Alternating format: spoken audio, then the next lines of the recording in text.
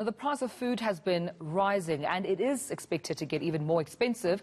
Food producers have been faced with increased production costs, which has passed on to manufacturers. Now, retailers sit with the challenge of either passing this cost on to consumers or to absorb them, which then affects margins. Rand Merchant Bank's Consumer Food and Agriculture Head, that's John van Tuberg, joins us now to discuss this even further. Thank you for your time and good morning to you, John. I mean, sure, if you are South African, I'm sure once you've pushed that trolley, you would see it seems there's less food in your trolley, but more that you're paying right at the till. Why is food increasing at this rate?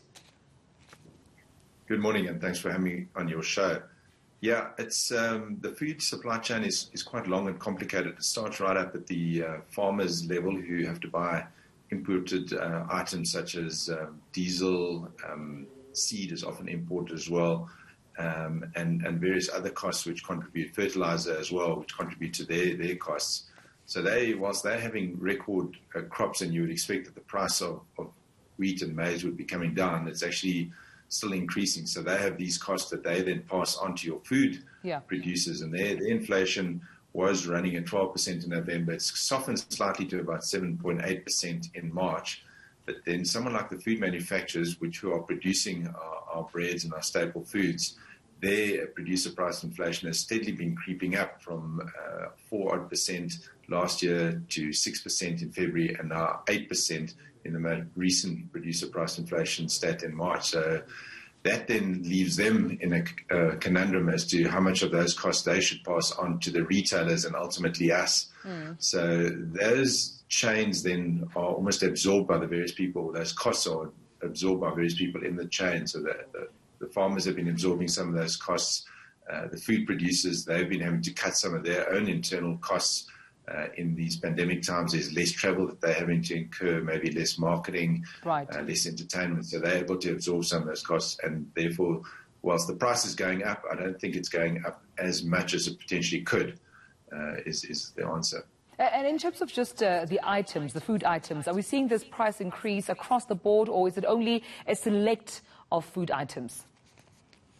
It seems to be more sort of applying to your cereals, your grains, etc. So your maize meal, those items, your meat items, chicken, red meat is quite flat. And strangely enough, fruit and vegetables are quite flat at the moment, although there was a spike of tomatoes recently, but that was specific to certain agricultural and rainfall items. But yeah, the grains which are staples in this country, they've been going up quite a lot. Right. I mean, I'm sure for those who are budgeting, the groceries have, a set of, expenses and a budget that they have to abide by.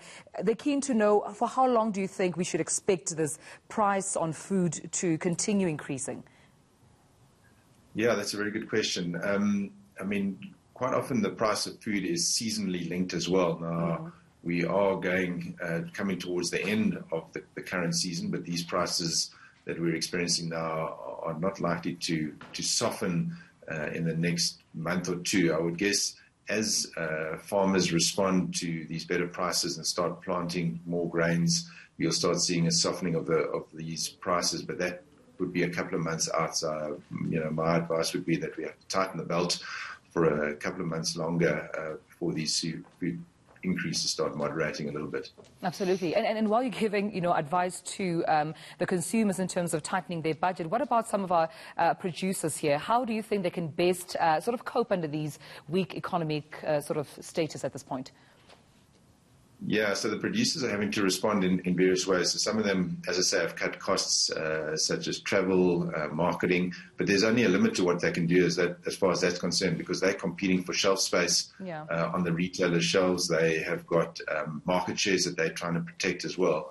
So some of them are absorbing it, but because in the pandemic environment, people are, I suppose, spending more time at home and are buying higher baskets, grocery baskets versus going out.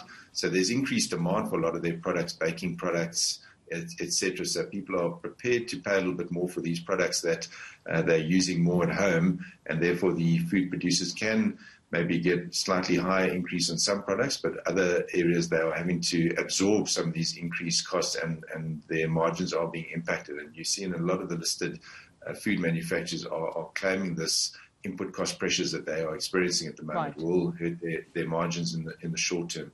All right, we'll leave it there, but thank you so much, John, for giving us some insight and talking to us this morning. That's, of course, the Rand Merchant Bank's Consumer Food and Agriculture Head.